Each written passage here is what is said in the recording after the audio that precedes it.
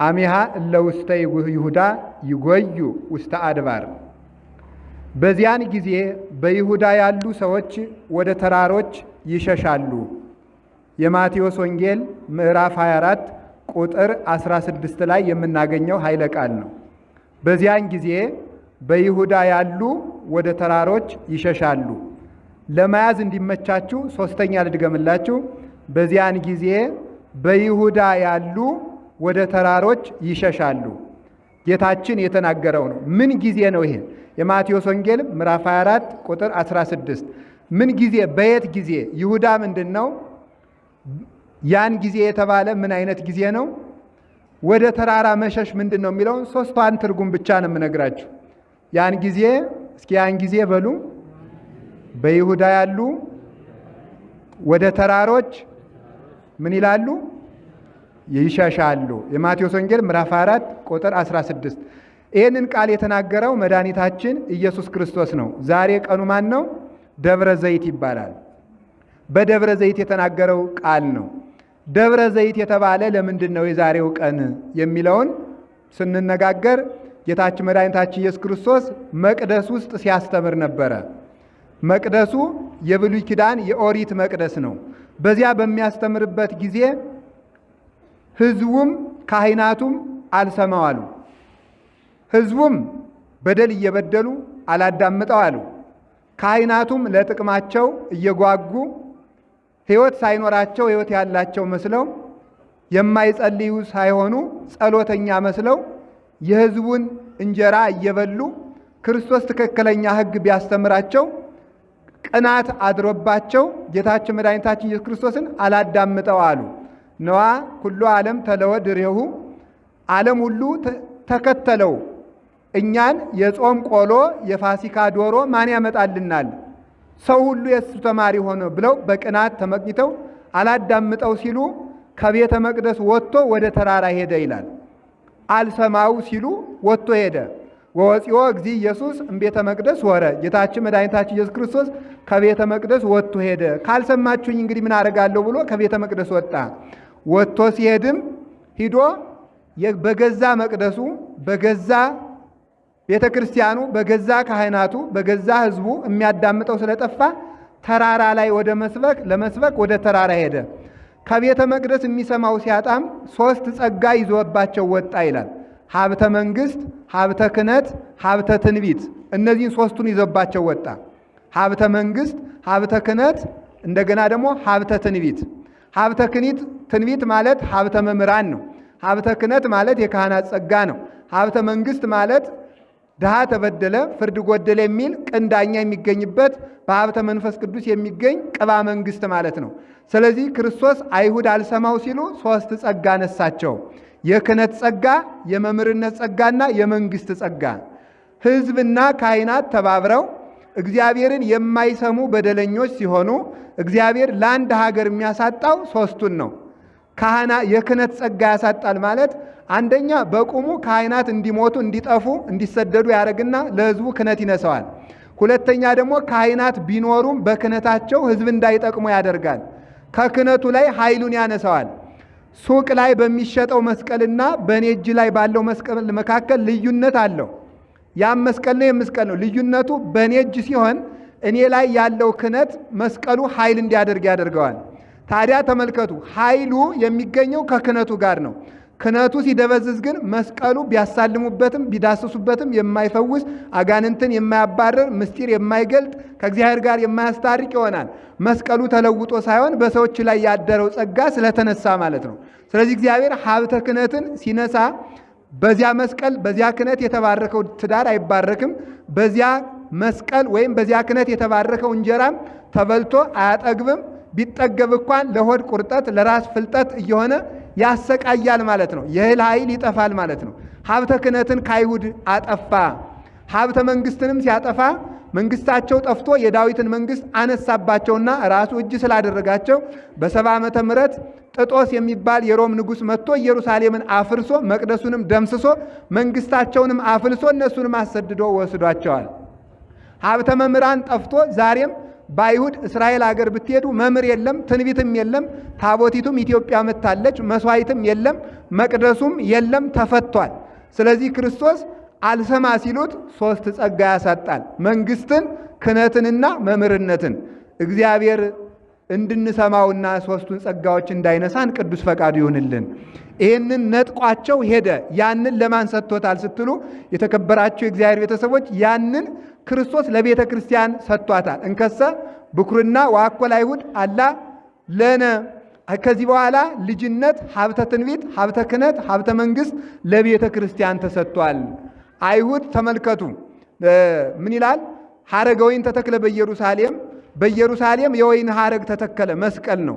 አሕዛብ ነሱ ጽጌረዳ፣ አሕዛብ ፍሬውን ለቀሙ። ሌሎቹ ነን ከአይሁድ ውጭ የነበርነው ነው። ወሶኩሰ ተርፈ በኀበ አይሁድ፣ አይሁድ ግን እሾሁን ይዘው ቀሩ ማለት ጥርጥሩን፣ ክደቱን፣ ኃጢአቱን እነሱ ይዘውት ቀሩ። እኛ ግን የመስቀሉን ፍሬ እየተመገብን አለን። ክህነት ተሰጥቶናል፣ መንግስት ተሰጥቶናል። መንግስት ተሰጥቶናል ማለት ዛሬ በቤተ ክርስቲያን ተቀብቶ የሚሾም ንጉሥ ስለሌለ ለቤተ ክርስቲያን ሀብተ መንግስት የላትም ማለት አይደለም።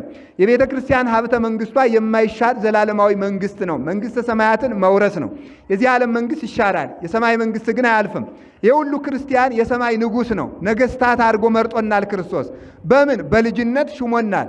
የነገስታት ልጆች የንግስታት ልጆች ነገስታት እንደሆኑ ልዕልት ልዑል ሆነው እንደሚሾሙ እኛም የልዑል እግዚአብሔር ልጆች ስለሆን በሰማይ መንግስት በሰማይ ቤተ መንግስት ልዑል ልዕልት ሆነን እንድንሾም በሀብተ መንፈስ ቅዱስ በልጅነት አክብሮ ክርስቶስ ለዚያ መርጦናል።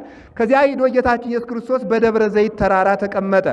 ወሶበ ይነብር ውስተ ደብረ ዘይት፣ በደብረ ዘይት ተራራ ሲቀመጥ ዘይት ማለት ወይራ ማለት ነው። ወይራ ማለት ነው። ደብረ ዘይት አብዛኛውን የወይራ ዛፍ ስለሚበቅልበት በዚያ ነው። ደብር ማለት ተራራ፣ ዘይት ማለት ወይራ። ደብረ ዘይት ማለት የወይራ ተራራ ማለት ነው። የወይራ የሀገራቸው ዘይት የእስራኤል ዘይት ይበላል። የእኛ ሀገር ወይራ አያፈራም። የእነሱ ሀገር ፍሬ ግን እኔም በአጋጣሚ አይቼዋለሁ። እግዚአብሔር ፈቅዶ ሄጄ ኢየሩሳሌም ወይራው ፍሬው ይበላል። ያ ደግሞ ተጨምቆ ዘይት ሆኖ የወይራ ዘይት የሚባለው የሚገኝበት ልዩ ወይራ ነው። ያ ወይራ በበዛበት አካባቢ ክርስቶስ ዛሬ ተቀምጦ አስተማረ። ወይራ ጽኑ ነው፣ ጽናት ይኖራችሁ ማለቱ ነው። ከወይራ ዘይት ይገኛል። ዘይት የፍቅር ምሳሌ ነው። ፍቅር ይኖራችሁ ማለቱ ነው። እንደዚሁም ሁሉ ክቡድ ይሁኑ፣ ክቡዳን ሕሊና ሁኑ፣ ብርቱዎች ሁኑ፣ ጽኑዓን ሁኑ ለማለት ነው። ዘይት መብራት ይሆናል። እናንተም ብሩህ ሕሊና ይኖራችሁ፣ ጨለማን የጨለማ ስራ ኃጢአትን አትውደዱ ማለቱ ነው። ዘይት ለመስዋዕትነት ለቤተ ክርስቲያን ይቀርባል። እናንተም ሰውነታችሁን መስዋዕት አድርጉት ለማለት በዚያ አካባቢ ተቀመጠ። በዚያ ሲቀርብ ጌታችን መድኃኒታችን ኢየሱስ ክርስቶስ ወቀርቡ አርዳኢሁ እንተ ባሕቲቶሙ፣ ደቀ መዛሙርቱ ቀረቡና እንዲህ አሉት፣ ምን ትታምሪሁ ለህልቀተ ዓለም፣ አንተ ትመጣለህ ይህን ዓለም ለማሳለፍ። ይህን ዓለም ለማሳለፍ ስትመጣ ምልክቱ ምንድን ነው? አንተ ስትመጣ ዓለም ሊያልፍ የመቃረቡ ምልክቱ ምንድን ነው ብለው ሐዋርያት ጌታን ጠየቁት። ጌታ ሊመጣ ሲል ምልክቱ ምንድን ነው? እቁያ ስህቱክሙ፣ እንዳያሳስቷችሁ ተጠንቀቁ አለ። እስመ ብዙኃን ይመጽኡ በስሜ እንዘ ይብሉ አነ ውእቱ ክርስቶስ፣ እኔ ክርስቶስ ነኝ እያሉ ብዙዎች በስሜ ይመጣሉ አለ። አንዱ ምልክት ሐሰተኛ ነቢይ መብዛት ነው። ሐሰተኛ ነቢይ፣ ሐሰተኛ መምህር፣ ሐሰተኛ ባይታዊ፣ ሐሰተኛ መነኩሴ ይመጣል ነው። እኔ ክርስቶስ ነኝ እያሉ ሁሉ ይመጣሉ ብሏል ጌታ። እኔ ክርስቶስ ነኝ እያሉ እንዘ ይገብሩ ታምራተው መንክራተ፣ ታምራትን እያደረጉ መንክራትን እያደረጉ ድንቅ ድንቅ ታምር እያሉ ይመጣሉ። በዚህ እንዳትሳሳቱ ተጠንቀቁ። ሐሰተኛ ክርስቶስ አሁን ቀጣይ ክርስቶስ ይመጣል። የውሸት ክርስቶስ ከድንግል እንደተወለደ ከድንግል ሴት ተወልጃለሁ የሚል ይመጣል። አሁን በእስራኤል ማለት ነው። ያ ሲመጣ ምን ያደርጋል መሰላችሁ? ያ ሲመጣ ፀሐይን በአንድ እጁ ጨረቃን በአንድ እጁ ይዞ ነው የሚመጣ። በአንድ ቀን ዘር ዘርቶ፣ በአንድ ቀን አብቅሎ፣ በአንድ ቀን አጭዶ፣ በአንድ ቀን ወቅቶ፣ በአንድ ቀን ፈጭቶ፣ በአንድ ቀን ጋግሮ በሉን የክርስቶስ ነኝ ጥገቡ የሚል ይመጣል። ያንን ብናይ እኛ ሃይማኖታችን አንክድም ተብሎ ቢጠየቅ በጣም አስቸጋሪ ነው። እኔና እናንተን የዚህ ዘመን ክርስቲያን ወስጄ ከዚያ ዘመን ጋር ወስጄ ሳሳየው እውነት ግን እንደዚህ ያለ ሰው ቢመጣ ግን ይሄ ህዝብ ግን ይሰማናል እላለሁ። አሁን አንድ ሰው ፀሐይን በእጁ ይዞ ቢመጣ ሰው ያ ሰውዬ ውሸት ነው ብል ምን ትሉኛላችሁ እናንተ? ይኸው ቀንተው አትሉኝም? አባ ቀንቶ ነው ብላችሁ በድንጋይ ነበር የምትሉኝ። እንደዚህ ያለ ሰው ቢመጣ ማለት ነው። በእስጢፋኖስ ዘመን ሰዎች ምን አደረጉ? አሁን ህዝቡ እዚህ ውስጥ ያላችሁት ሰምታችሁ አክብራችሁ ጊዜያችሁን ፈጅታችሁ እያስቀድሳችሁ እየተማራችሁ ነው። ችግራችን ግን ምን መሰላችሁ? ሌላ ሰውም ሊወስዳችሁ ቢመጣ ደግሞ ፈቃደኞች መሆናችሁ ነው። ታምር የሚያደርግ ሰው በእስጢፋኖስ ዘመን አንድ ጠንቋይ ነበረና ምን አደረገ? እኔ ታምር አደርጋለሁ፣ የእስጢፋኖስ ሃይማኖት ውሸት ነው አለ።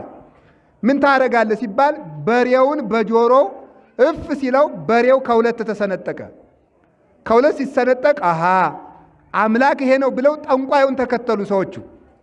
ከዚያ በኋላ ደግሞ ተመልከቱ፣ ቅዱስ እስጢፋኖስ ደግሞ በሬውን ከሞት አስነስቶ ጠንቋዩን እያባረር ካምጣው አለው።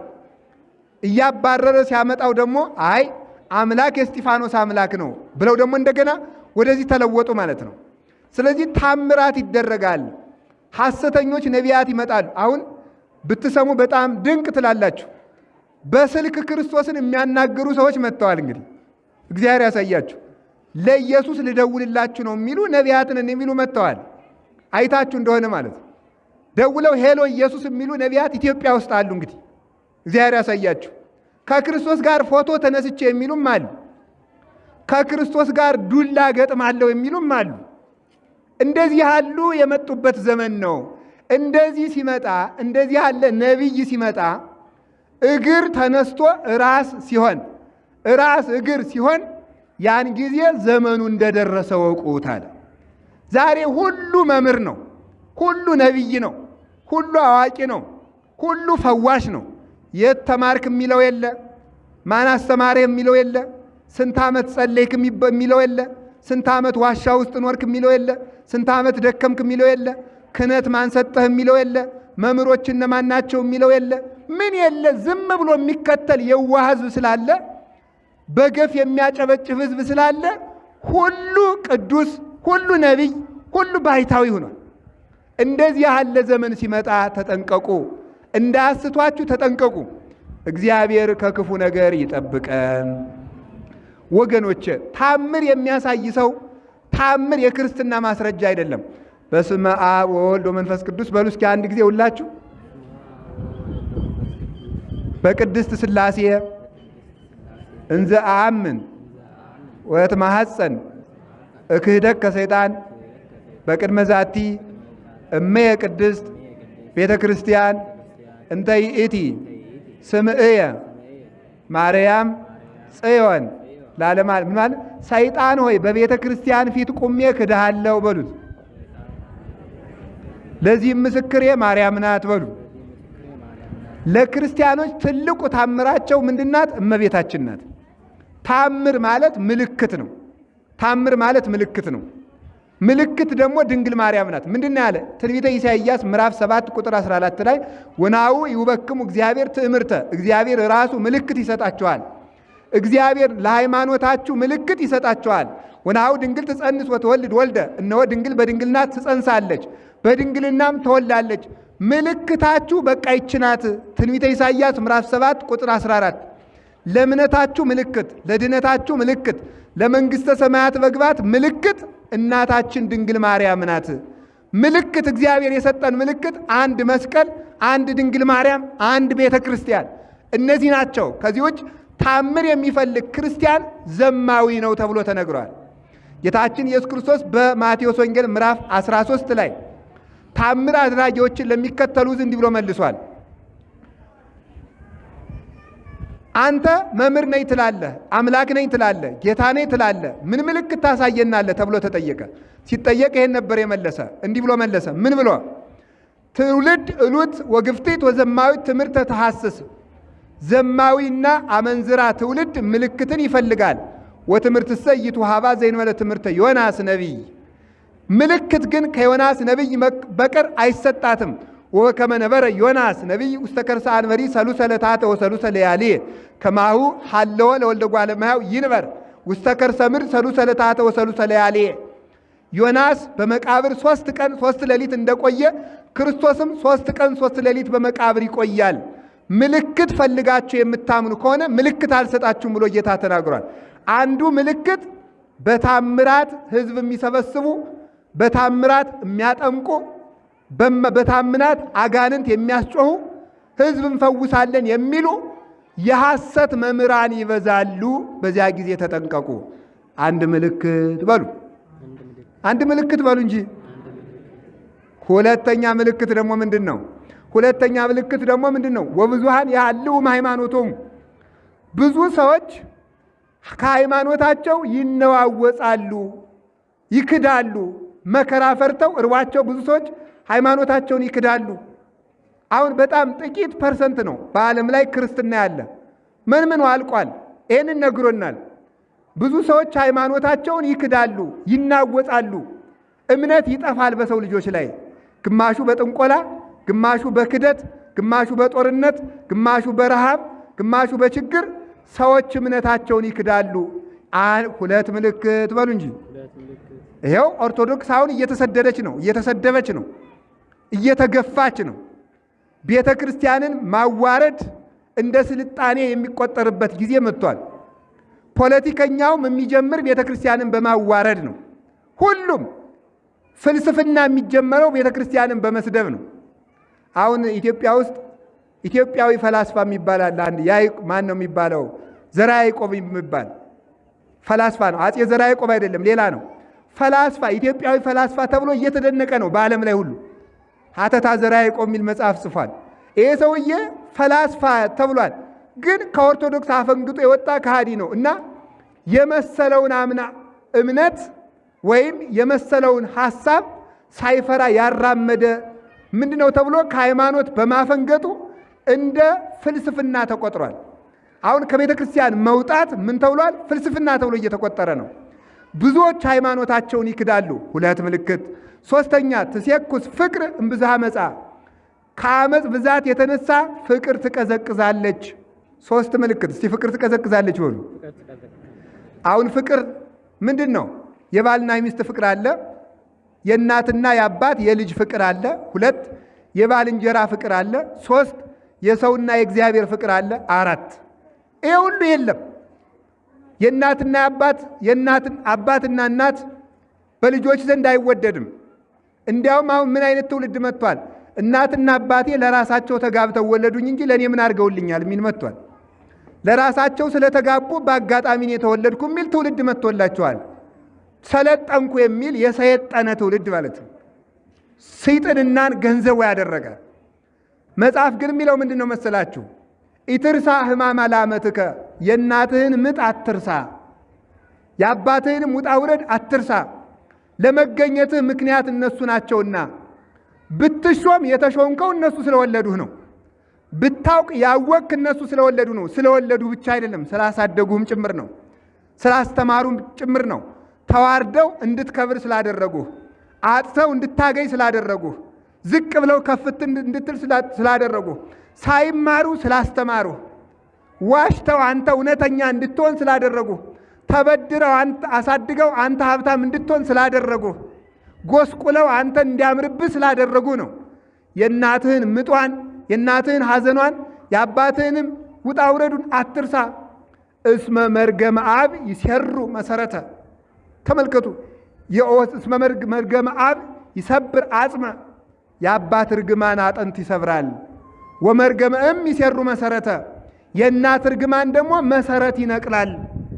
አባትህ ሌላ ቀርቶ ፀሐይ በአቅማዳ አጠራቅመህ አግብተህ ከቤት ውስጥ አሙቀኝ ቢልህ እንኳን እምቢ አትበለው ይላል መጽሐፍ። እምቢ አትበለው። ፀሐይን በአቅማዳ ማጠራቀም ይቻላል? አይቻልም። የማይቻል ነገር ቢሆን እንኳን እምቢ አትበል። አባት የእግዚአብሔር ምሳሌ ነውና እናትና አባትህን አክብር ተብሎ ተጀምሯል። ይሄ ቀርቷል አሁን። ስለዚህ ተመልከቱ፣ የእናትና የአባት የልጅ ፍቅር ቀዝቅዟል። ይሄ አንዱ ምልክት ነው። የባልና የሚስት ፍቅር ቀዝቅዟል። ባል የክርስቶስ ምሳሌ ነው፣ ተደጋግሞ እንደተነገረ አላረዝመውም። ድንግልም ቤተ ክርስቲያን፣ ሚስት የቤተ ክርስቲያን ምሳሌ ናት። ሚስት የምትወክለው ቤተ ክርስቲያንን ነው። ባል የሚወክለው ክርስቶስን ነው። አንዲት ሴት ባሏን ስትንቅ የምትንቀው ክርስቶስን ነው። አንድ ባል ሚስቱን ሲንቅ የሚንቀው ቤተ ክርስቲያንን ነው። ቢማታ የሚማታ ቤተ ክርስቲያንን ነው። ቢሳደብ የሚሰድብ ቤተ ክርስቲያንን ነው። ሚስቱን ሲፈታ ከሚለያየው ከቤተ ክርስቲያን ነው። ክህደትም ነው። መፋታት ሃይማኖትን መካድም ጭምር ነው። ለምን? ክርስቶስና ቤተ ክርስቲያን እንደማይለያዩ ባልና ሚስት መለያየት የለባቸው። ክርስቶስ ለቤተ ክርስቲያን ሞቷል፣ ባል ለሚስቱ ይሞታል። እንኳን ሰደበች ብሎ ሊፈታት ይሞትላታል። ቤተ ክርስቲያን ለክርስቶስ ትሞታለች። አዎ እነ ቅዱስ ጊዮርጊስ፣ እነ ቅዱስ መርቆሬዎስ፣ እነ ቅዱስ ፋሲለደስ፣ እነ ቅዱስ ጳውሎስ ለቤተ ክርስቲያን ለክርስቶስ የሞቱ ናቸው። ቤተ ክርስቲያን ለክርስቶስ የምትሞት ናት እንጂ ተሰደብኩ ብላ አትክደውም፣ አጣው ብላ አትክደውም፣ ታመምኩ ብላ አትክደውም፣ ልብስ አጣው ብላ አትክደውም፣ ታሰርኩ ብላ አትክደውም። ሚስት ባሏን ራበኝ፣ ጠማኝ፣ ሰደበኝ፣ ጠባይዋ አልመቸኛል ብላ ብትፈታው ቤተ ክርስቲያን ክርስቶስን ትለያለች ብላ እንደ መካድ ይቆጠራል። ዛሬ መደማመጥ የለም። በእውነቱ ሳራ አብርሃምን ጌታዬ ነበር የምትለው። ጌታዬ ትባባላላችሁ። አሁን አብርሃም ሚስቱን እህቴ ነበር የሚላት፣ እህቴ ይላት ነበረ። ስለዚህ መከባበሩ ጠፍቷል በሴቱም በወንዱም ዘንድ። የባልና የሚስቱ ፍቅርም ቀዘቀዘ። ባልንጀራን እንደ ራስ መውደድ። እስኪ እንደ ራስ በሉ። ምን አላችሁኝ? እስኪ አንድ ሐሳብ ልንገራችሁ የእግዚአብሔር ቤተሰቦች። ለምሳሌ አንድ ነዳይ ሰው ምስኪን ሰው መጥቶ ከቤታችሁ ስለ እግዚአብሔር አላችሁ። አንድ እንጀራ ሰጣችሁት ዛሬ፣ ነገ ጧት መጥቶ ስለ እግዚአብሔር አላችሁ። ሶስተኛ ቀን መጥቶ ስለ እግዚአብሔር አላችሁ። ምን ትሉታላችሁ? እንዴ ሁልጊዜ አይሰለችም እንዴ ትላላችሁ። እሺ እናንተ ትናንት በልታችኋል አልበላችሁም? ምእመናን አልበላችሁም? አሁን ልትበሉ ነው አትበሉም? ማታስ ትበላላችሁ አትበሉም? አንተ ማታ በልተህ ጧት መብላት የምትፈልግ ከሆነ ያኛውም እንደኔ ይርበዋል ለምን አትልም? ላንተ የምታስበውን ሁሉ ለባልንጀራ አስብለት። ላንተ የማትፈልገውን ደግሞ ለባልንጀራ አታስብበት። ባልንጀራን እንደ ራስ መውደድ፣ ለኔ የሚያስፈልገኝ ነገር ለባልንጀራ ያስፈልገዋል ብሎ ማመን፣ እንዲህ ያለ ፍቅር ይጠፋል። እግዚአብሔርን መውደድ ይጠፋል። አንድ ፍቅር እሱ ነው። ሰው ባልንጀራውን እንዳራሱ፣ ሚስቱን እንደ ቤተ ክርስቲያን፣ ፈጣሪውን ከራሱ በላይ መውደድ አለበት። ሶስቱን ንገሩኝ። ባልንጀራውን እንደ ራሱ በሉ። ሚስቱን እንደማን?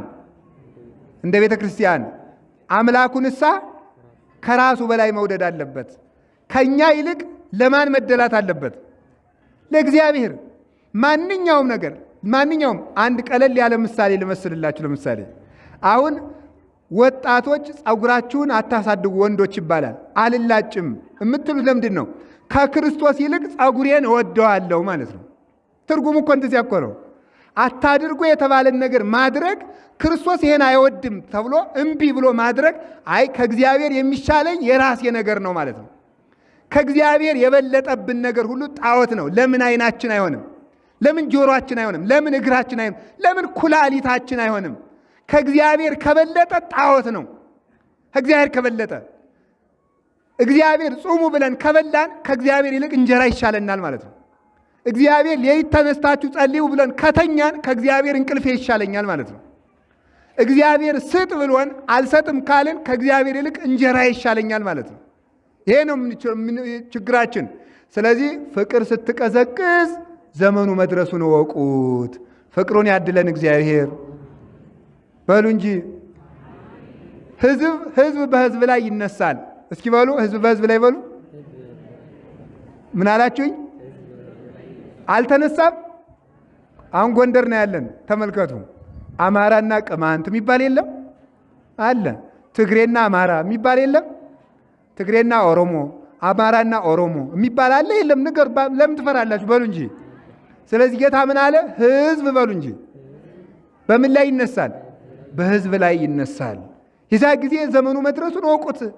እርስ በርስ ከአንድ ማህፀን የወጣ ከአንድ ማህፀን ተመልከቱ። ከአንድ ማህፀን የወጣ ማለት ምን ማለት ነው? ከአንድ ሀገር የተወለደ ደግሞ ከዚያም በለጥ ሲል ደግሞ ከአንድ ሀገር ከአንድ ባህል የወጣ አንድ ታሪክ ያለው ከዚህ ደግሞ ሲያልፍ ደግሞ ተመልከቱ ከአንድ ሃይማኖትም የወጣ እየተበላላ ነው። ተመልከቱ ህዝብ በህዝብ ላይ እየተበላ። አሁን በዚህ ምን ልንባል እንችላለን እኛ? አንዱ አንዱን ስለ እንጀራ እየበላ የሚኖር በአንዱ ጥቅም ላይ የአንዱ ኑሮ የሚመሰረት አንዱን ገሎ የራሱን ኑሮ የሚያቀና ሌላውን አጥፍቼ የኔን ዘር ከፍ አደርጋለሁ የሚል ይህ ምን ይባላል? ምን አለ እኮ አሌ ሎ ለዘይሐንጽ ሀገረ በደም ሀገርን በደም ለሚሰራ ወዮለት ይላል መጽሐፍ። እስኪ በሉ ሀገርን በሉ። በምን ለሚሰራ? በደም ለሚሰራ። በደም ለሚሰራ ማለት ምን ማለት ነው? ሌላውን አጥፍቼ ሀገሪቱን እኔ ተረክቤያት እኖራለሁ ብሎ የራሱን ዘር ብቻ የሚያገን ሰው ወዮለት ነው የሚለው መጽሐፍ ማለት። ማናችንም ቢሆን እንዲህ አይነት ስግብግብ ካለን ወዮልን ነው የሚባለው። አንድ ፈላስፋ ነበረ፣ ይገርማችኋል እኮ አሁን ያ ፈላስፋ እኔ ያሳዝነኛል። እኔ እውነቴን ነው። እኔ በጣም ነው የማዝነው። ስጋዊ ስለሆነ ነው እንጂ የኛ ነገር ያሳዝናል። ዲያብሎስ እንዴት እያባላን እንደሆነ እጅግ በጣም ነው የሚያስደንቀው። አሁን ለምሳሌ አሁን ሀገር እየተበላላ ነው ያለ። እንግዲህ እንደምታውቁት እኔ ብዙ ጊዜ 2 3 4 5 ጊዜ አክሱም ሄጄ አውቃለሁ። በቃ እዚያ ያለው ምእመን ይናፍቀኛል። እንደው ትግራይ ውስጥ ካህናትን የሚያከብር ህዝብ ነው ያለ። ትዝ ይለኛል አንድ ጊዜ የህዳር ጽዮን ሄጄ አንድ ትልቅ እናት ጆሮአቸው ላይ ራሳቸው በሙሉ ወርቅ አለው። ጆሮአቸው ላይ ጣታቸው ላይ በሙሉ ወርቅ አለው። ትልቅ እናት ናቸውና ዋዜማው ላይ ያገኘዋቸው። አይ ማማ የሚቆርብ ሰው እኮ ወርቅ እንደዚህ አያበዛም ስላቸው ወዲያ ውልቅ አረጉት። በአስተርጓሚ ነው እንጂ ደግሞ አማርኛ አይሰሙም። ከገጠር የመጡ ናቸው። እግዚአብሔርን የሚፈራ ህዝብ ነበር ያለው። አዲያ ግን ዲያብሎስ የምንበላላበትን ሐሳብ እየፈጠረ አባልቶ ሊጨርሰን ነው። እግዚአብሔር ይሄንን ዲያብሎስ ሰብሮ የምንዋሃድበትን ጊዜ ያምጣልን። እርስ በርሳችን የምንተዛዘንበትን ጊዜ። ኢትዮጵያ እኮ ለብዙ የምትበቃ ሀገር ናት። ከአንድ ማህፀን ወጥተን አንድ ሀገር እያለን በቂ ሀብት እያለን በቂ ጸጋ እያለን በቂ ታሪክ እያለን ለምን ተበላልተን እናልቃለን? እንደዚህ አይነቱ ነገር ሲመጣ ዘመኑ መቃረቡ የዘመን መስፈጸሚያ ከመሆን ይሰውረን እግዚአብሔር። በእውነቱ ከሰው በላይ የሚወደው ነገር አለ? የሞተ እኮ ለሰው ነው። የተሰቀለ ለሰው ነው። የተሰደደ ለሰው ነው። ሰውን ጠልቶ ገንዘብን መውደድ፣ ሰውን ጠልቶ ምን ሊባል ይችላል?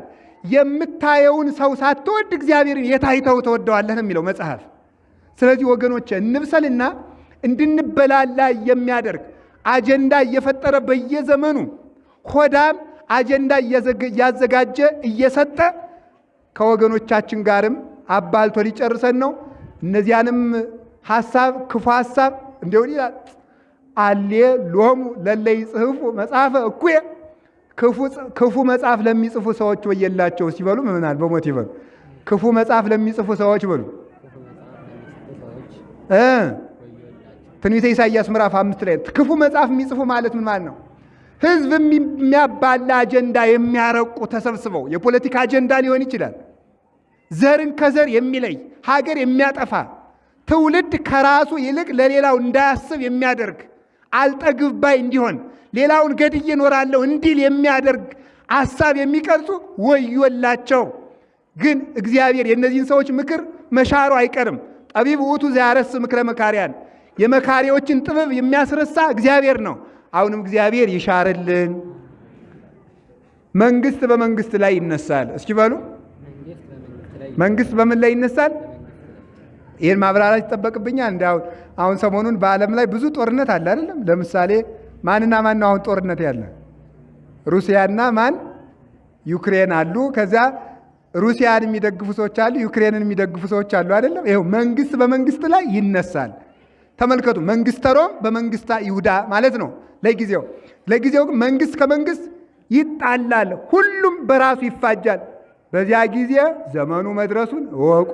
ሌላ ሐሳብ ደግሞ ምን አለ መሰላችሁ? እምበለስ አይምሩ ትምህርቶ፣ ምልክቱን ከበለስ ወቁት።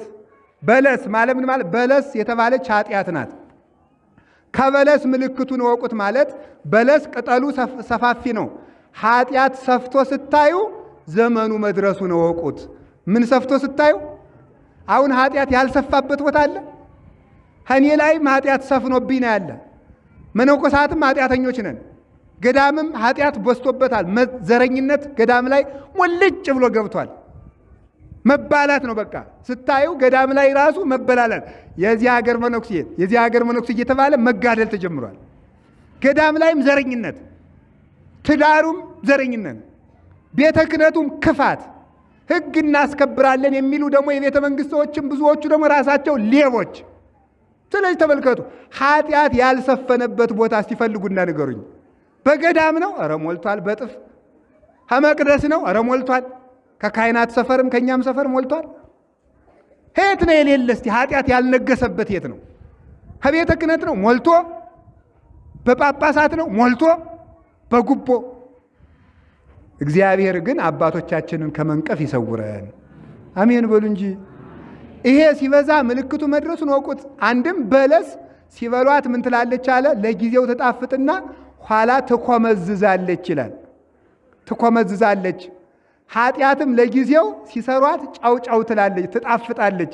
ኋላ ግን ውጤቷ መራራ ነው። ሲሰሩት ገነት ይመስላል አይደል? ሁሉ ነገር ወሶበ ትረክቦ ለኃጢአቱ ይጸላ። ኃጢአቱን ሰርተን ስጨርስ ብቸኝነት ይሰማናል። ከዘመድ መሃል ብቸኛ ነን። ለብሰን አይሞቀን ነው። ሁሉ ነገር ከንቱ ይሆንብናል። ኑሮ ትርጉሙ ይጠፋናል። እንደዚህ ያለ ኃጢአት በዝቶ ስታዩ ዘመኑ መድረሱን ይወቁት። በተቀደሰው ቦታ የረከሰ ነገር ቁሞ ስታዩ በዚህም ዘመኑ መድረሱን ይወቁት። በመቅደስ ላይ የረከሰ ነገር ቁሞ ስታዩ፣ መቅደስ ላይ ማለት ተመልከቱ፣ እዚህ ውስጥ አይደለም። መቅደስ የተባለ የክርስቲያኖች ሰውነት ነው።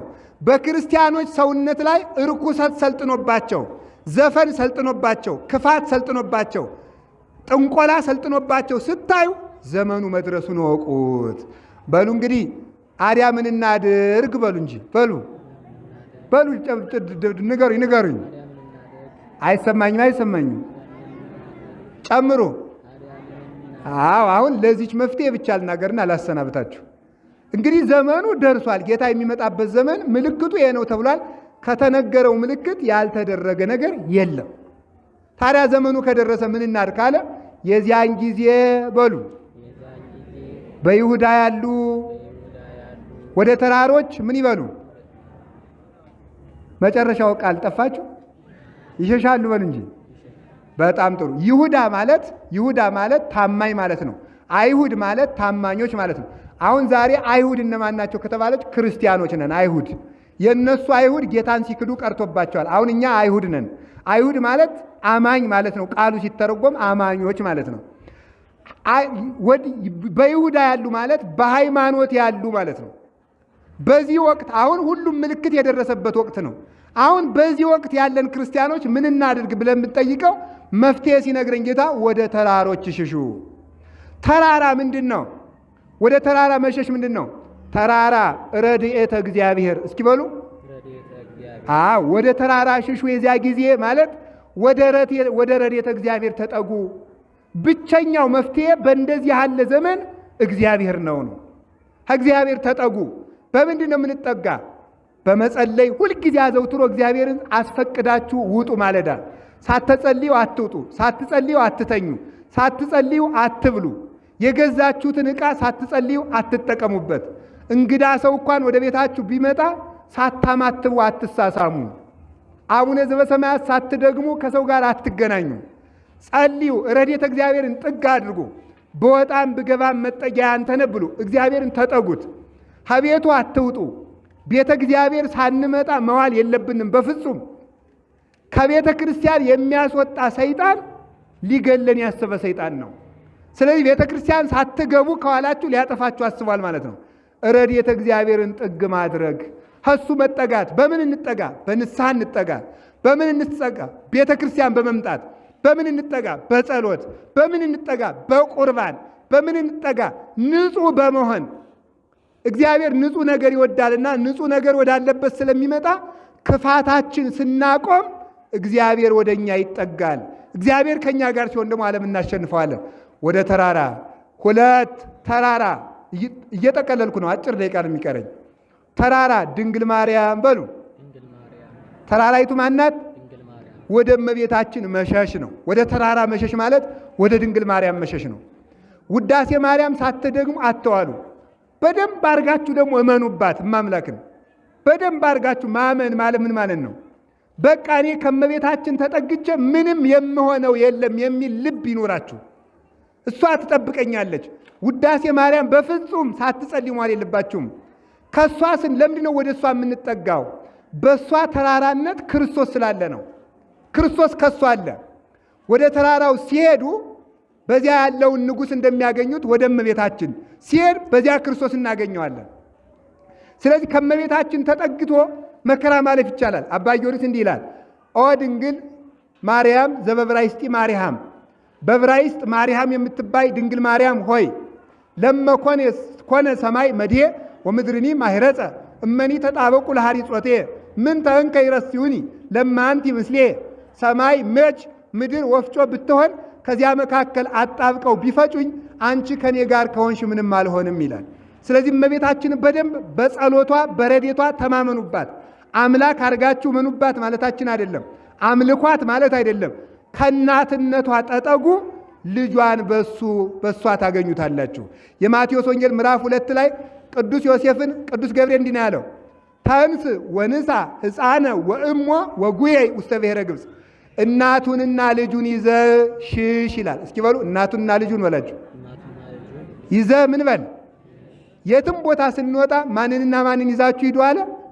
እናቱንና ልጁን። ድንግል ማርያምን እናት፣ ክርስቶስን አምላክ ብሎ የያዘ ሰው አይጎዳም። ሶስተኛይቱ ቤተ ክርስቲያን ናት።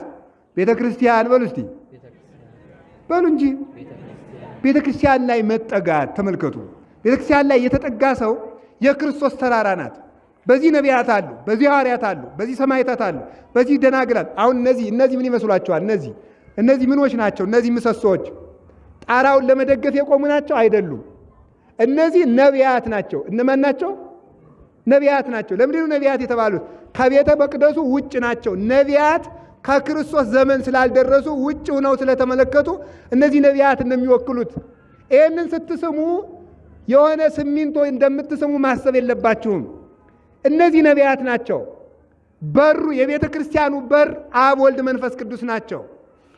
እዚህ ላይ ያሉት ሿሿቴዎች ምን ይመስሏቸዋል? እነዚህ ቆርቆሮ የተጠቀለሉ ሻኩራዎች ለጌጥ የገቡ አይደሉም። ለምን የተቀመጡ ናቸው? እነዚህ የተቀመጡት ተመልከቱ፣ ሄሮድስ ያስፈጃቸው ሕፃናት ናቸው። አንድም መላእክት ናቸው። ስለዚህ ቀን ላይ እንደው በቀትርም ሆነ ወደ ማታ መታችሁ እዚህ ቁጭ ብላችሁ አዳምጡት። ይሄን ሿ ሲል መላእክት ቅዱስ ቅዱስ ቅዱስ እያሉ እንደሆነ አስታውሱ። እነዚህን ስናይ የምናስታውሰው ማንን ነው? መላእክትን ነው። መሰረቱ አብ ነው፣ ግድግዳው ወልድ ነው፣ ጣራው መንፈስ ቅዱስ ነው። ተመልከቱ። ከዚያስ ደግሞ ምን አለ? እላይ የሰጎን እንቁላል አለች። ይዋት የለችም? የሰጎን እንቁላል አለች አይደል? ሰጎን እንቁላሏን ይገርማችኋል እስከሚፈለፈል ድረስ ትክ ብላ የምታየው። አይኗን ዘወር ካለችው እንቁላሉ ይበላሻል። ትክ ብላ ዝም ብላ ታየዋለች።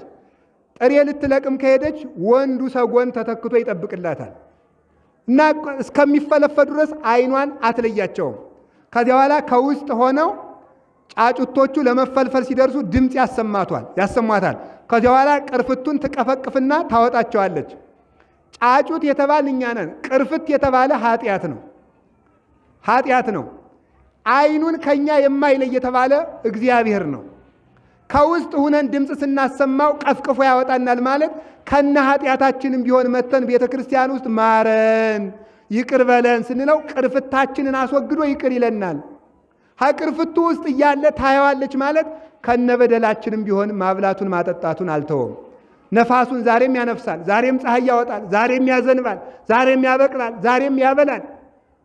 ግፋችን በዝቶ እንደውም ዘንድሮ አዝመራው ጨምሯል ሲባል ሰምቻለሁ። ግፋችን በዝቶ እግዚአብሔር ደግሞ አዝመራ ጨመረ። ደግሞ በረሃብ እንዳናልቅበት እኮ ነው። እንደሱ ያለ አባት የት ይገኛል በእውነቱ? አንድም ሰጎን እኛ፣ የሰጎን እንቁላል ክርስቶስ። ሰጎን እስከሚፈለፈል ድረስ እንቁላሉን ትክ ብላ እንደምታይ ክርስቲያኖች አምላካቸው መጥቶ ከዚህ ዓለም እስከሚያወጣቸው ድረስ የክርስቶስን መከራ ሳይረሱ ይኖራሉና። ዲያቆኑ ስናስቀድስ ምን ይላል? ወደ ምስራቅ ተመልከቱ ይላል። እስኪ በሉ ወደ ምስራቅ ተመልከቱ ማለት ወደ ምስራቅ ዘወር በሉ ማለት አይደል። ምስራቅ የተባለ የክርስቶስ መምጫው ነው። ክርስቶስ የመምጣቱን እሱ ቢመጣ አሁን ዛሬ ቢመጣ ምን ይውጠኛል እያላችሁ አስቀድሱ ማለት ነው። አንድም የእሱን መከራ ብርሃን ክርስቶስ ስላበራባት ቀራንዮን እያያችሁ አስቀድሱ ነው። አንድም ፀሐይ እሱ ስለተወለደባት እናቱን ምስራቅ ድንግል ማርያምን እያሰባችሁ አስቀድሱ ነው። አንድም መንግሥተ ሰማያትን እያሰባችሁ አስቀድሱ ነው። ይህንን እንዳንረሳ ነው ጌታችን የነገረን። ስለዚህ ከዚች ቤተ ክርስቲያን ውስጥ ይሄ አጥር አለው። አሁን የቤተ ክርስቲያኑ አጥር በሬ እንዳይገባ ተብሎ ነው የታጠረ አይደለም። ምን ይመስላችሁ? የቤተ ክርስቲያን አጥር የተባለው ቤተ ክርስቲያንን የሚጠብቃት ረድኤተ እግዚአብሔር ነው። ከበሩ ስትገቡ በሩን ተሳልማችሁ ስትገቡ ወደ እግዚአብሔር እቅፍ እየገባችሁ እንደሆነ ነው ማስታወስ። የሆነ ደጅ እየገባችሁ እንደሆነ አይሰማችሁ። ቤተ ክርስቲያን ውስጥ ያሉት ዛፎች መላእክትን ነው የሚወክሉት። ቤተ ክርስቲያን ውስጥ እሾህ ያለው ዛፍ አይተከልም። ለምን? እሾህ የኃጢአት ምሳሌ ነው። መላእክት ኃጢአት ስለሌለባቸው ቤተ ክርስቲያን ውስጥ ያለ ዛፍ በቀላሉ የማይቆረጠው ለዚያ ነው። የቅዱሳን መላእክት ምሳሌ ስለሆነ እነዚህን ዛፎች ስታዩ ወይራና ምሳና የምታዩ አይምሰላችሁ። መላእክት ምሳሌዎች ናቸው። አንድም የጻድቃን ምሳሌያቸው ነው። ጻድቅሰ ከመ በቀልት ይፈሪ፣ ጻድቅ እንደ ዘንባባ ያፈራል። ትኩላን እሙንቱ ውስተ ቤተ እግዚአብሔር፣ በእግዚአብሔር ቤት የተተከሉ ናቸው። ይቺ ቤተ ክርስቲያን የክርስቶስ አካሉ ናት። ግድግዳውን ስትስሙ ግድግዳ እንደምትስሙ አታስቡ። የክርስቶስን እጁን እግሩን እንደምትስሙት ነው ማሰብ ያለባቸው። ቤተ ክርስቲያን ኤፌሶን ምዕራፍ 1 ቁጥር 23 ላይ አካሉ ናትና ወደ ቤተ ክርስቲያን ሸሽታችሁ አምልጡ። ከስራም የተረፋችሁን ለጨዋታ አታውሉት። ከምንም ነገር የተረፋችሁትን ጊዜ ወደ ቤተ ክርስቲያን አምጡት። ከጉባኤ አትታጡ። ወደ ቤተ ክርስቲያን ኑ። እንዳንታጣ እግዚአብሔር ይሰውረን። ወደ ቤተ ክርስቲያን ተጠግተን ለማምለጥ ያብቃን። የመጨረሻ 2 ነጥብ ነው የቀረኝ። ተራራ፣ ቅዱሳንና ወንጌል። እስኪ በሉ ማንና ማን አልኳችሁ? ቅዱሳን ምን ይባላሉ? ተራሮች ይባላሉ። ለምን ተራራ ይባላሉ? ተራራ ከሜዳው ከፍ ያለ ነው። እነሱም እኛ ሜዳ ነን፣ ዝም ብለን አጋንንት የሚመላለሱብን ዝም ብለን ሜዳ መንገድ ነን። እነሱ ከፍ ያሉ ናቸው፣ ከኛ በላይ ቅድስና ያላቸው ማለት ነው። ከተራራ ላይ ሀገር ይታያል። ከቅዱሳን የተጠጋ ሀገረ መንግሥተ ሰማያትን ያያል። እንዲህ ይላል ቅዱስ ዳዊት፣ እጣመን ከመዕራይ ሰናይቶ ለእግዚአብሔር በብሔረ ሕያዋን። በአብርሃም በይስሐቅ በያዕቆብ ሀገር ይላል። ተመልከቱ። በሕያዋን በአብርሃም በይስሐቅ በያዕቆብ ሀገር ይላል። ተመልከቱ። የእግዚአብሔርን ቸርነቱን እንደማይ አምናለሁ ይላል ቅዱስ ዳዊት መዝሙር 26 ቁጥር 13 ላይ እታመን ከመዕራይ ሰናይቶ ለእግዚአብሔር በብሔረ ሕያዋን። አብርሃም፣ ይስሐቅ በያዕቆብ ቅዱሳን እና አቡነ ተክለ ሃይማኖት እና አቡነ ገብረ መንፈስ ቅዱስ እና አቡነ አረጋዊ ባሉበት መልካም ነገር እንደማያምናለሁ። እነሱ ባሉበት መልካም ነገር አለ። ከተራራ ውሃ ይፈልቃል። ከቅዱሳን የሕይወት ውሃ ክርስቶስ ይገኛል። በአንደበታቸው በስማቸው እሱ አድሮበታልና። ከተራራ ላይ መልካም ነፋስ ይገኛል። መዓዛ መንፈስ ቅዱስ በቅዱሳን ዘንድ ይገኛል። ስለዚህ ከቅዱሳን መጠጋት ነው።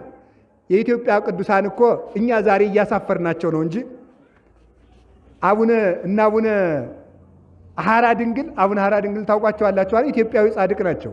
እዚህ ነው እኮ ትውልዳቸው። ከዚህ ቀድሞ በጎንደር ክፍለ ሀገር ግዛት ነበረ። በኋላ ደግሞ በተከፈለው አከፋፈል በደቡብ ጎንደር ሀገረ ስብከት ነበር። አሁን ደግሞ በምዕራብ ጎጃም ነው። እኛም ምዕራብ ጎጃምም ምዕራብ ጋምቤላ የሚሄድ ዋናው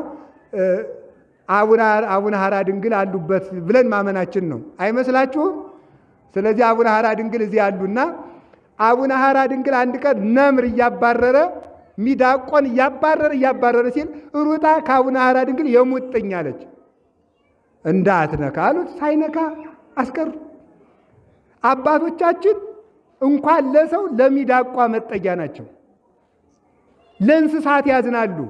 አባታችን አቡነ ሐራ ድንግል ከርኅራኄያቸው የተነሳ ምን አድርገዋል መሰላችሁ? አህያቸውን ገንዘው ቀብረውታል። አህያቸውን የማነ ብርሃን የሚባል አህያ ነበራቸው። በጣም ደግ አህያ ነው። ሰው እኮ ደግ ሲሆን አህያ ሁሉ ደግ ይሆንለታል። የማነ ብርሃን ለቤተ ክርስቲያን የሚያስፈልገውን አስራት በኩራት ራሱ ነበር እየዞረ የሚሰበስብ። ምእመናን ደጃፍ ሄዶ ይቆማል። እስከሚጭኑት ዝም ይላል። የተጫነውን ይዞ ወደ አቡነ ሐራ ድንግል ይመጣል እና ሲሞት አልቅሰው ገንዘው ነው የቀበሩት። አይ ኢትዮጵያ አህያ በስርዓት የሚቀበርባት ሀገር ሰው በስርዓት አልቀበርባት አለ። እጅግ በጣም እኮ ነው የምናሳዝነው። ወርደን የት እንደደረስን በእውነቱ ማለት ሐዘን እንዴት እንደጠፋን። የሰው ሬሳ የሚጎተትባት ሀገር ሆነች። ሰው ተቆራርጦ የሚጣልበት ሀገር። አሁን በዚህ በቅርብ ጎንደር ራሱ ተገኝቶ የለም እንደዚህ ሰው በሙሉ ተቆራርጦ እዚህ ተገኝቷል። ሰው ነው የነገረኝ። እኔ በእርግጥ አላየሁም። እጅጉን ተቆራርጦ የተገኛለ፣ በአቅማዳ ተጠቅሎ የሚገኛለ። ለእኛ እንደው ምን ምሕረት አለን በእውነቱ። እግዚአብሔር መተዛዘኑን ይስጠን። ወደ ቅዱሳን ተጠግተን እንድናርፍ እግዚአብሔር ይርዳን። ስለዚህ ወደ ቅዱሳን ተጠጉ። የማያዋጣችሁን ጥግ አትከተሉ። እኔ እውነቴን ነው የምነግራችሁ። እኔ በዚህ ዘመን ያላችሁ ሰዎች አሁን ብድግ አሉና አንድ ባይታው ያሉ አሁን ብድግ ብለው ምንድን ነው ያለው? አቡነ ሐራ ድንግል አንድ ወረዳ ነው ያጠመቁ፣ እኔ ዓለምን እያጠመቅኩ ያለው ነኝና አቡነ ሐራ ድንግል እበልጣለሁ ብለው ጉጭ አሉ። እንግዲህ ችግር የሚመጣው እዚህ ላይ እኮ ነው። ከቅዱስ ጋር እየተጣላን ነው። የማይገባንን እየተከተልን የሚገቡንን እየተውናቸው ነው። ከቅዱሳን እቅፍ አትውጡ። አሁን እዚህ ቤተ ክርስቲያን የአቡነ ተክለ ሃይማኖት ልጆች ናችሁ እዚህ ውስጥ ያላችሁት ሁሉ። እስቲ ገድለ ተክለ ሃይማኖት የሌላችሁ እጃችሁን አውጡ። ገድለ ተክለ ሃይማኖት ቤታችሁ የሌላችሁ አውጡ። ቀኝ እጃችሁን አውጡ። መቼም አትዋሹም አይደል? አውጡ። ይውላችሁ አባቱን የማያውቅ ልጅ በሉት ይውላችሁ በሉ እንጂ። አዎ ገድለ ተክለ ሃይማኖትን እንዴት ቤታችሁ አድጋችሁ በቀን አንዳንድ ምዕራፍ ከጸለያችሁ አቡነ ተክለ ሃይማኖት ምን ይነሷችኋል? እንጀራ ብትሏቸው እንጀራ ምን ብሏቸዋል ጌታ? ስምህ ከተጠራበት ጦማዳር የለም ብሏቸዋል። ስምህ ከተጠራበት እዩት እስቲ ገምግሙት። አሁን እንደው የዚህ አካባቢ ሰው አሁን ንግዱ ተራቆሩ ምን ብሎ ነው በልቶ የሚያድር? ተክለ ሃይማኖት እኮ ነው የሚያበሉት። አይገባን ይሆናል እንጂ ከዚህ ግቢው ሁሉ ያለ ሰው ሁሉ እኮ ጠግቦ የሚያድር በተክለ ሃይማኖት ነው። ስለዚህ ገድላቸውን አንብቡ፣ ለምኗቸው ከደዌ እንደ እውነቴን ነው። አቡነ ተክለ ሃይማኖት ከልዕልናቸው በላይ ደግሞ ደግነታቸው ይበልጥብኛል። እኔ ፈጥነው የሚደርሱ የማይንቁ ኃጢአተኛ ነው ብለው የማይዘገዩ አባት ናቸው። ጥሯቸው ይደርሱላቸዋል። ከቅዱሳን እንዴ ተደጋጋሚ ስለሚነገር እንዳይሰለቻችሁ እንጂ አንዲት ሴት የአቡነ ተክለ ሃይማኖትን ዝክር ደግሳ ኋላ ሽፍቶች መጥተው አምጪ አንጠላ አሏት። ታው የተክለ ሃይማኖት ነው አለቻቸው። እኔ የተክለ ሃይማኖት ላናውቅ አንጭ አሏት። አይ አባቴ የተክለ ሃይማኖት ይሄንን ጠላ ሰውረው አለችው ብትላቸው አቡነ ተክለ ሃይማኖት ጠላውንም እሷንም ሰወሯት። ሽፍቶቹ መጥተው በዚህ እኮ ነበር አሁን እኮ እዚህ ተገትራ ነበች የት አባቷ ሄደች እያሉ በአጠገቧ እየገፏት እያለፉ አያዋትም። አቡነ ተክለ ሃይማኖት አይናቸውን እውር አድርገውታል። ተመልከቱ ተረት ይላል ደግሞ ያ ጅል ጴንጤ ደግሞ እንደዚህ ሊል ይችላል። በኦሪት ዘፍጥረት ምዕራፍ 19 ላይ እኮ ሎጥን ሊያጠፉ የመጡ ሰዶማውያን እውር ሆኖ የሎጥ ቤት ተሰውሮባቸው ሲድበሰበሱ ነበር። ይሄ መጽሐፍ ቅዱሳዊ ነው። በቅዱሳን ጸሎት፣ በሎጥ ጸሎት፣ በመላእክት ጸሎት የሎጥ ቤት ተሰውሯል። አሁንም እንሰወራለን። ከቅዱሳን የተጠጋ ይሰወራል፣ ይድናል። አቡነ ተክለ ሃይማኖት ተጠግተን በእግዚአብሔር ቸርነት ለመሰወር ያብቃን። የመጨረሻ ወንጌል፣ እስኪ ወንጌል በሉ። ወደ ወንጌል ሽሹ። ወደ ወንጌል ሽሹ ማለት ምን ማለት ነው? አሁን ይዩት፣ የሰው ሕግ እያዳነን አይደለም። ሕገ መንግስት ቢባል ሕገ የፍትሐ ብሔር ሕግ ብትሉት፣ የወንጀለኛ መፍጫ ሕግ ብትሉት፣ የቤተሰብ ሕግ ብትሉት ምንም ሕግ እያዳነን አይደለም። በእውነቱ ሕግ እያዳነን እየጠበቀን ነው ብለን ለማለት እንቸገራለን። አሁን እኮ ሕግ ያለበት ሀገር እስከማይመስል ድረስ ሰው ወጥቶ እንዳይገባ እየሆነ እኮ ነው። አሪያ እንደዚህ ከሆነ ሕግ አለ ማለት ይቻላል? ሰው ታርዶ አራጁ የማይጠየቅበት ሀገር ሆኗል እኮ። የሚያድነን እንግዲህ ተመልከቱ፣ የሰዎች ሕግ አላድነን ብሏል። በሕግ አምላክ እንዲህ አንዲት ሴትዮ እኮ እንዳያለች አሉ። ጃንሆይ ሸሽተዋል ተብለዋል። ጃንሆይ በኃይለ ሥላሴ ጊዜ ነው። በኃይለ ሥላሴ አምላክ ነበር የሚባል ድሮና በኃይለ ሥላሴ አምላክ ብትል በዚያ ደግሞ የደርግ ወታደሮች በደርግ አምላክ እንዳትል ደግሞ የጃንሆይ ወታደሮችም ደግሞ በዚያ አጠገብ ደግሞ አሉ። ኋላ ምን አለች? የድብልቅልቁ ያለ አለች አሉ። በእውነቱ ማለት በማን አምላክ ይባል እኮ አይደረስ እኮ ነው እናንተ። ወዲህ ሲሉት ወዲያ ሲሉት የሚጨበጥ የጠፋበት። ታዲያ ተመልከቱ፣ የሰዎች ሕግ እያዳነንም እየጠበቀንም ተስፋ እየሆነንም አይደለም። ምን ይሻለናል? ወደ እግዚአብሔር ሕግ እንጠጋለን። እስኪ በሉ ወደ እግዚአብሔር ሕግ በሉ። ወደ ማን ሕግ እንጠጋለን? ወደ እግዚአብሔር ሕግ። ሕጉን ምን ማድረግ ነው? መማር። እኔ በጣም ጨርሻለሁ። እናቶች አባቶች፣ አንድ ነገር ልንገራችሁ። እሺ ትላላችሁ? እሺ ትላላችሁ? እሺ። አሁን እኔ እዚህ 40 ቀን አስተምራለሁ። 40 ቀን እያስተማርኩ ማትመጡ ለምንድን ነው? ከሞኝ ደጃፍ በሉ ሞፈር ይቆረጣል በሉ። እኔ የዚህ ቀበሌ ስንት ነው? የቀበሌ 11 ሰው ሞኝ ነው። በቃ እኔ ብትቆጡኝ ተቆጡኝ፣ እኔ ምን ጨነቀኝ። ብቻ እኔ ነፍሳችሁ ዳኑልኝ እንጂ ብትቆጡኝም ችግር የለም። ግረፉኝ ከፈለጋችሁ። ሰው ከቀበሌ 18 መጥቶ እየተማረ እናንተም ማትማሩ ጸድቃችሁ ነው? ምን ሆናችሁ ነው እናንተ የማትመጡት? ነውር አይደለም? ስለዚህ ከዛሬ በኋላ ትመጣላችሁ አትመጡ? 40 11 ተኩል ትመጣላችሁ? እንዲያው እናቶችም ትልልቅ ባልቴቶችም ቢሆን በእውነቱ ነው አይኛ ተምረን እንግዲህ ምን ልናደርገው አትበሉ። ከዚህ ቁጭ ስትሉ የእናንተ በረከት እኛንም ይጠብቀናል። በረከታችን ናችሁ። የሽማግሌ ሽበት ለልጆች ክብር ነው ይላል ሰሎሞን እኮ። የልጆች ክብር አባቶች ናቸው፣ የአባቶች ክብር ልጆች ናቸው።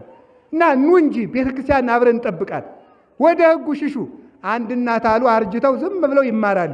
አይ አሁን አንቺ እንግዲህ ተምረሽ ሊቅ ልትሆይ ነው ምን ልታረጊ ነው የምትማሪ አሏቸው አሉ። ምን ብለው መለሱ?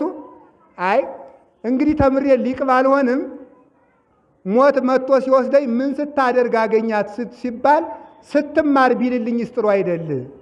እንግዲህ ተኝታ አገኘዋት ከሚል ስትማር ቢል ጥሩ አይደለም? ሲማር አገኘሁት ቢል። ስለዚህ አባቶቻችን ወንድሞቻችን አትቅሩብን። ካጠፋንም ምከሩ። ልጆቻችን እንዲህ አትበሉም በሉ። እኛ ልጆቻችሁ ነን በእድሜ በክህነት ደግሞ አባቶቻችሁ ነን። ስለዚህ ኑ እና ተማሩ። ወደ ተራሮች ሽሹ፣ ወደ ወንጌል። እስኪ ወደ ወንጌል ብሉ። ወንጌል ወደ ወንጌል ወደ መማር ወንጌልን ወደ መስራት ወንጌልን ወደ መጸለይ። መጽሐፍ ቅዱስ ይኑራችሁ። ገንዘብ ካለቻችሁ እንደምን ብላችሁ ተበድራችሁ መጽሐፍ ቅዱስ ግዙ፣ ተማሩ። ልጆቻችሁን ወደ ሰንበት ትምህርት ቤት ስደዷቸው፣ እዚህ ይደጉ። ሰንበት ትምህርት ቤቶች ወጣቶቹ ካጠፉ እየመከር እናስተካክል። ልጆቹን በቤተ ክርስቲያን ይደጉ። ስለዚህ አብረን እንደግ፣ እንሰባሰብ። ከወንጌል የተጠጋ ሰው ይድናል። እንድንድን አምላከ ቅዱሳን ይርዳን። ያስተማረን የመከረን የቅዱሳን አምላክ ስሙ የተመሰገነ ይሁን።